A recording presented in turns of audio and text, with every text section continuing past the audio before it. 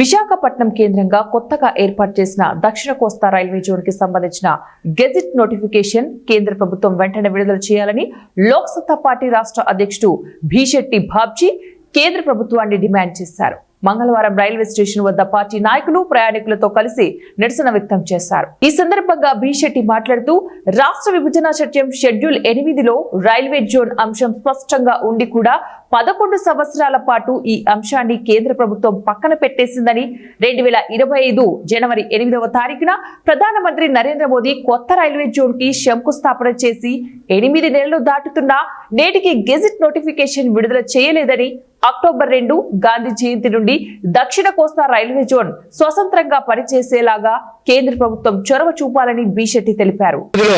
Clear గా ప్రస్తావించబడినటువంటి గొప్ప అంశం విశాఖ రైల్వే జోన్. ఇది షెడ్యూల్ 8లో ఉన్నప్పటికీ కూడా గడిచిన 11 సంవత్సరాలుగా కేంద్ర ప్రభుత్వం దీన్ని తప్పుదో పట్టించింది. అయినప్పటికీ ప్రధానమంత్రి నరేంద్ర మోడీ గారు 2025 జనవరి 8వ తారీఖున మరి దక్షిణ కోస్తా రైల్వే జోన్ ఒకదాన్ని ప్రకటించి శంకుస్థాపన చేశారు. ఈ శంకుస్థాపన చేసిన తర్వాత కొత్త జోన్గా విశాఖపట్నం, విజయవాడ, గుంటూరు, గుంతకల్ ఈ 4 డివిజన్లు కలిపి ఒక జోన్ కింద వారు ప్రకటించారు. ప్రకటించి 8 నెలలు అయినప్పటికీ కూడా ఈ రోజుకొచ్చి కూడా నోటిఫికేషన్ జారీ చేయలేదు.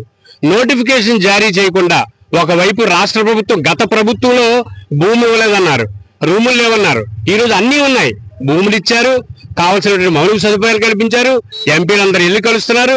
అయినా నోటిఫికేషన్ ఇవ్వాల. నోటిఫికేషన్ ఇవ్వకపోతే రాజులు ప్రకటించినట్టు డిఆర్ఎం అని, జిఎం అని ఇతర అధికారులను నియమించారు. దీనివల్ల ఏం ప్రయోజనం లేదు. మరి మీరు ఇప్పటికైనా సరే అక్టోబర్ 2 గాంధీ జయంతి నాటికైనా సరే కేంద్ర ప్రభుత్వం వెంటనే గెజిట్ నోటిఫికేషన్ జారీ చేయాలని చెప్పి లోక్ సత్తా పార్టీ నుంచి మేము డిమాండ్ చేస్తున్నాం. ఎందుకంటే ఇప్పటికే మేము ఆంధ్రప్రదేశ్ రాష్ట్రం చాలా వెనకబడింది, అభివృద్ధిలో కుంటుపడింది. రైల్వే జోన్ లేకపోవడం వల్ల